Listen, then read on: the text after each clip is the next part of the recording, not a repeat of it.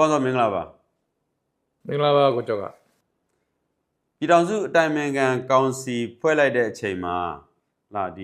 ီအာဏာသိမ်းခေါင်းဆောင်ဗိုလ်ချုပ်မှုကြီးမင်းအောင်လှိုင်ဟာဒီကောင်စီရဲ့ဥက္ကဋ္ဌယာဒူးကိုယူဒီတက်ချုပ်ယာဒူးကလည်းမထွက်ဖက်နဲ့လာဒီသူစိုးမိုးချုပ်ကန်အောင်မလားဆိုတော့မှန်းဆချက်တွေထွက်လာခဲ့တာရှိတယ်ဆိုတော့မကြသေးခင်ကလာတန်တမန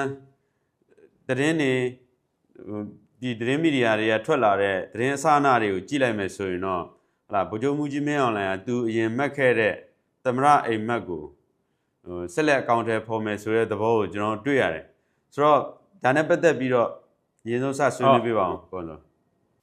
အဲ့တော့ကျွန်တော်တို့အခုမြင်နေရတာကတော့နောင်လာမဲ့3ပတ်နဲ့4ပတ်တည်းမှာမြန်မာနိုင်ငံမှာအစိုးရတစ်ခုပေါ်မယ်အဲ့ပေါ်လာမဲ့အစိုးရတစ်မှာသမရလုံးမဲ့သူကတော့အခုလက်ရှိဗိုလ်ချုပ်ကြီးမင်းအောင်လှိုင်ပဲဖြစ်တယ်ဆိုတော့ဒီလက္ခဏာတွေကိုကျွန်တော်တွေ့ရတယ်ပေါ့နော်ဆိုတော့အဲ့ပြီးခဲ့တဲ့ဒီရွေးကောက်ပွဲအဲ့ရွေးကောက်ပွဲဆိုတော့လည်းလိန်လဲပြီးလုပ်ခဲ့တဲ့ရွေးကောက်ပွဲပေါ့အဲ့ရွေးကောက်ပွဲကနေပြီးတော့နိုင်ခဲ့တာကဟလာကြက်ခိုင်ဖွံ့ဖြိုးရေးပါတီဖြစ်တယ်တိတ်အံဝန်စရာမရှိပါဘူးเนาะအဲ့ဒီကြက်ခိုင်ဖွံ့ဖြိုးရေးပါတီနိုင်ခဲ့တော်လဲပဲလောလောဆယ်တာဝန်ယူထားတဲ့စစ်ကောင်စီရဲ့ဥက္ကဋ္ဌကပဲအခု acting president ပေါ့เนาะယာယီသမ္မတကပဲသူကိုယ်သူယာယီသမ္မတကနေပြီးတော့သမ္မတအဖြစ်ကိုပြန်ပြီးတော့ပြောင်းမဲ့အနေထားရှိပါတယ်ဒါလည်းထူးဆန်းမဟုတ်ပါဘူးကျွန်တော်တို့ဒီကိစ္စနဲ့ပတ်သက်ပြီးတော့လည်းမကြာခဏဆွေးနွေးခဲ့ပြီးသားဖြစ်ပါတယ်အရင် session တွေတော့ဆိုရင်နောက်တစ်ခုထူးခြားတာတော့အနိုင်ရပါတီဖြစ်တဲ့ကြက်ခိုင်ဖွံ့ဖြိုးရေးပါတီရဲ့အတန်ပြောက်နေကျွန်တော်တို့တွေ့ရတယ်စစ်ကော်မရှင်ကပဲဒီနေ့ဒီချိန်ဒီလူလုံးထွက်ပြနေတာကိုကျွန်တော်တို့တွေ့ရတယ်အဲ့တော့အခုလက်ရှိခမန်းချက်တရားဆိုရင်တော့ဟလာဗိုလ်ချုပ်ကြီးမင်းအောင်လှိုင်ကိုယ်တိုင်သမ္မတလုပ်မယ်သူ့ရဲ့ယုံကြည်အားဆုံးတယောက်ကိုဒုတိယသမ္မတခန့်မယ်အဲ့ဒါလည်းဝန်ကြီးချုပ်ဦးညိုစောဖြစ်လာမလားပေါ့နော်တိုင်းသားဒုသမ္မတတူခန့်မယ်ဒါကလည်းကရင်တွေကခန့်မလားဆိုတဲ့အတန်တွေနေပြီးတော့အဲမှာထွက်နေတာကျွန်တော်တွေ့ရတယ်နောက်တစ်ခုကတော့သတင်းတွေရေးနေတာကတော့ကြက်ခိုင်ဖွံ့ဖြိုးရေးပါတီရဲ့အကြီးအကဲဖြစ်တဲ့ဥက္ကဋ္ဌဖြစ်တဲ့ဥခင်ကြီးကတော့လွှတ်တော်ထဲမှာထိုင်မဲသူနဲ့အတူဗိုလ်ချုပ်ကြီးအောင်လင်းတို့လည်းပါသွားမယ်ဆိုတဲ့အတန်လေးပဲဖြစ်ပါတယ်ဆိုတော့ကျွန်တော်လည်းအဲ့ဒီအကြောင်းကိုပဲမေးမလို့ဟိုစဉ်းစားနေရပါဗောလေဆိုတော့ကြက်ခိုင်ကြီးကဘယ်ရောက်သွားမလဲဗောလေအခုလောလောဆယ်ခုနကောင်စောပြောသလိုရှေ့ထွက်မင်းသားတွေကလာတက်ချုပ်နဲ့ဒုတက်ချုပ်ကိုပဲကျွန်တော်တွေ့နေရတယ်လို့မျိုးဖြစ်နေတာအထူးသဖြင့်တော့အာဏာသိမ်းကောင်းဆောင်ဗိုလ်ချုပ်မှုကြီးမင်းအောင်လှိုင်ဗောလေတကယ်တမ်းကျတော့ကြက်ခိုင်ရေးပါတီရဲ့နောက်မှာစစ်တပ်ရှိတယ်ဆိုတာကတော့လူတိုင်းသိပြီးသားကိစ္စဗောလေဒါပေမဲ့မဲဆက်စီယိုင်းကာလာတွေမှာကျွန်တော်မြင်ရတဲ့မြင်ကွင်းကဒီဥခင်ကြီးကလာသူသမရလုံးမယ်ဆိုတော့ပုံစံမျိုးနဲ့မဲဆွယ်နေတယ်ဆိုတဲ့သဘောမျိုးပေါ့လေဟိုသုံးသက်ကြတ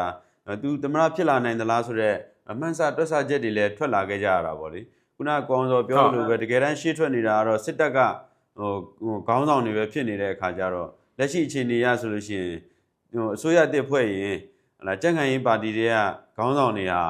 ာဒီစစ်ခေါင်းဆောင်တွေပေးတဲ့ယာရုလောက်ကိုပဲယူရမယ်ဆိုတော့ထားတဲ့နေရာနေရမယ်ဆိုတဲ့သဘောလိုမျိုးဖြစ်နေတယ်လို့မြင်နေရတဲ့မြင်ကွင်းပေါ့လေဟုတ်ဆိုတော့ကြက်ကိုင်ဖွံ့ဖြိုးရေးကတော့2015မှာရော2020မှာရောNLD ပါတီနဲ့ရှင်မယ်ဆိုရင်တော့သူကတော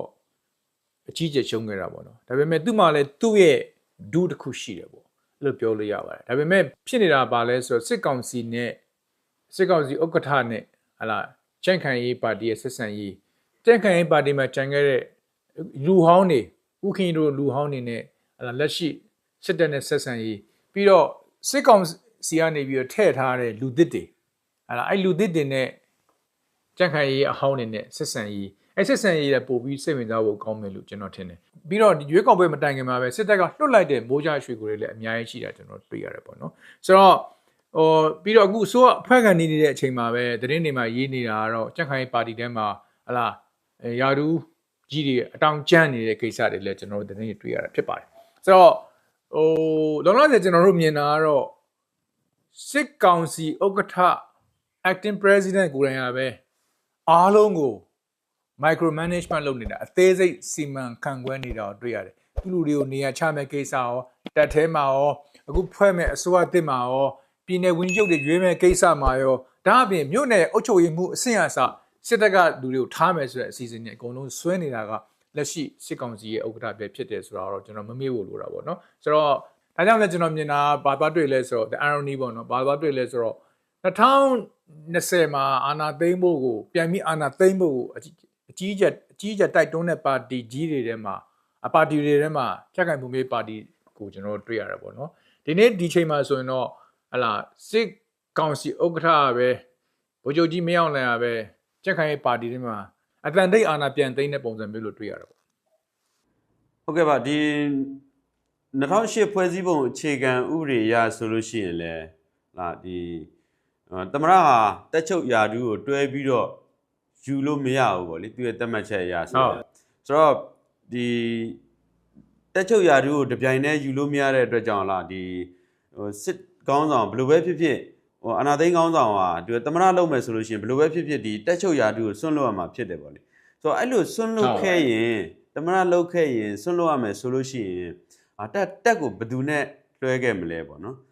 तू ကငကိုတွေကသူ့ကိုသူစိုးရိမ်နေတဲ့သူဆိုတော့ तू စိတ်ကြိုက်ပြင်ဆင်နေတာတွေလည်းကျွန်တော်တို့တွေ့ရတယ်ဆိုတော့အဲ့ခုန38တွေသူ့ရဲ့လူယုံ38တွေနဲ့ဘယ်လိုဝင်းရံထားခဲ့မလဲဒါမှမဟုတ်လည်းအဲ့ဒီ तू စိတ်ချရတဲ့လူတွေနဲ့ထားခဲ့မလားဒါကတော့စိတ်ဝင်စားစရာမေးခွန်းဖြစ်တယ်လို့မြင်ပါတယ်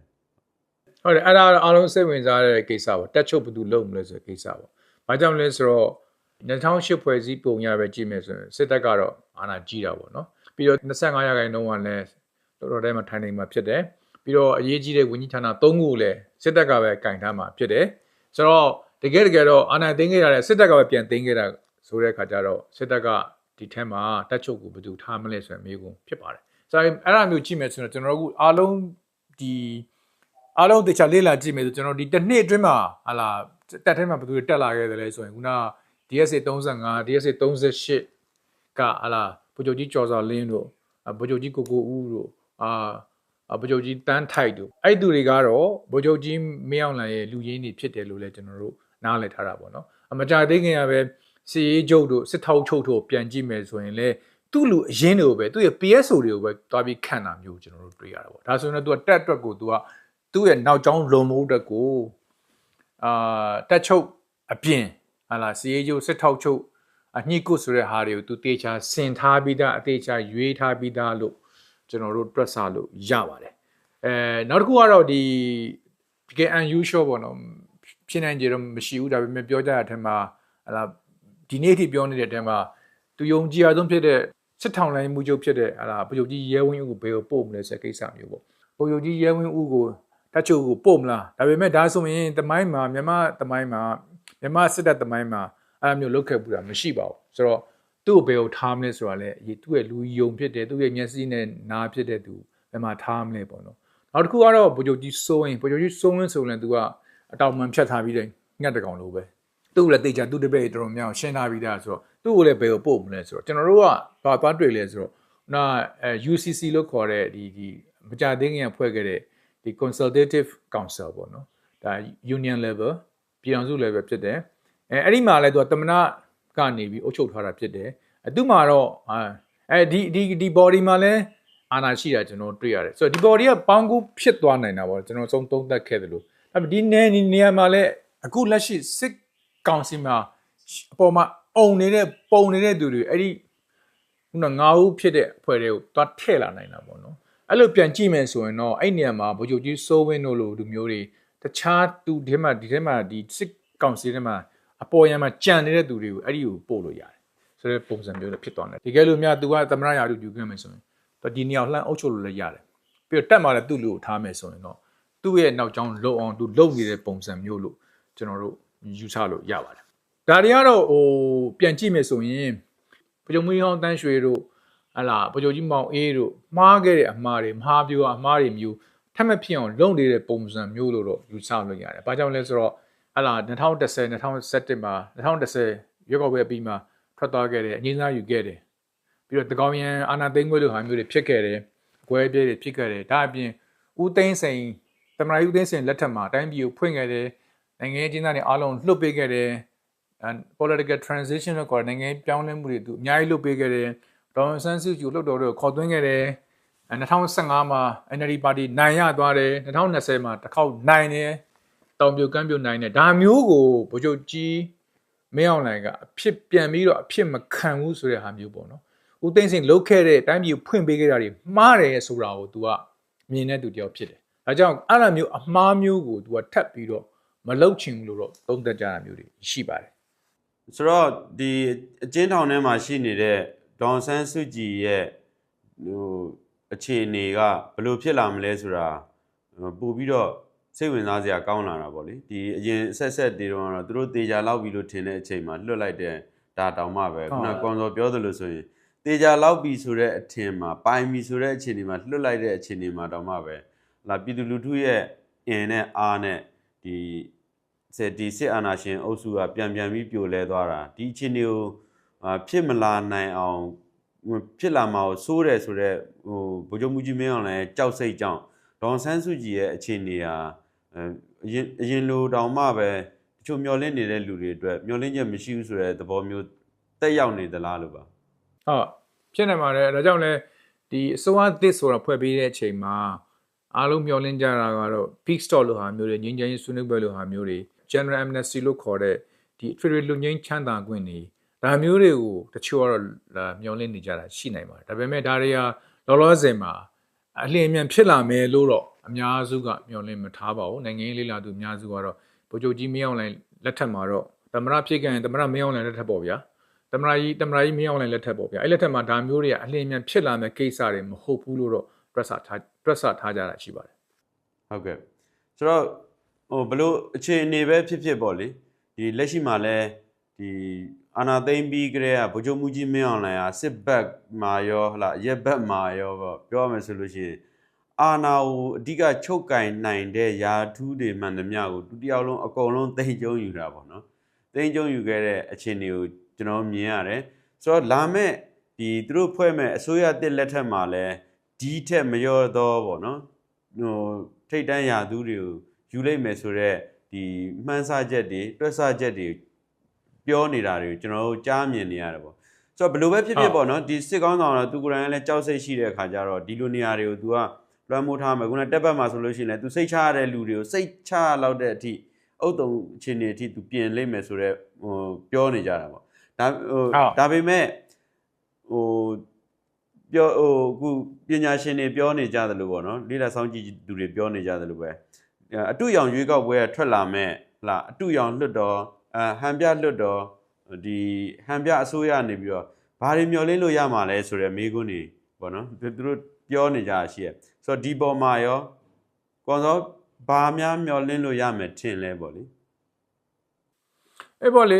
မျှော်လင့်ချက်ကတော့တိတ်ထားလို့မရဘူးထင်ပါတယ်တကယ်လို့သမရမင်းအောင်လှိုင်ပဲသမရကြီးမင်းအောင်လှိုင်ဖြစ်လာခဲ့မယ်ဆိုရင်ပေါ့လေနော်ဆိုတော့ဘာမှမြုပ်ပင်ပြောင်းလဲမှုတွေရှိလာမနိုင်မယ်လို့မရှိပါဘူးဒါပေမဲ့တိုင်းပြည်မှာတော့စီးပွားရေးကြက်တဲမှုတွေစားရိတ်ခါပြဿနာတွေကြီးကျယ်တက်နေတဲ့ကာလတခုကျွန်တော်တို့ရောက်နေပြီနော်ဆိုတော့ဒီတိုင်းပြည်ရဲ့ဒီတိုင်းပြည်မှာရှိနေတဲ့ဘဏ္ဍာငွေရတဲ့အလွန်ကိုနည်းလာပြီအများစုကလည်းပြည်တွင်းစစ်မှာပဲတုံးနေရတာဖြစ်တယ်ပေါ့နော်သူကိုယ်တိုင်ကလည်းတကယ်ဒီ pressure ကိုခံနေရတာပေါ့နော်ဒီဖိအားပေးမှုသူခံရတာပေါ့နောက်တစ်ခုကတော့ဒီခုနပြောသွားသလိုပဲအတူရောင်ရွေးကောက်ပွဲဖြစ်တယ်မတမားတဲ့ရွေးကောက်ပွဲဖြစ်တယ်ဒါကိုလည်းပြည်သူလူထုကတီးပြီးသားဖြစ်တယ်မကြသေးခင်ရပဲဟလာ